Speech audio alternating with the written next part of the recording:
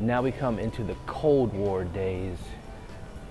The East versus West conflict brought on an explosion of technology. Let's go look. B-36J Peacemaker. Its main purpose was nuclear deterrence. Now we're inside the Bombay of this Peacemaker. At least one of them. And it may or may not have been carrying a thermonuclear bomb.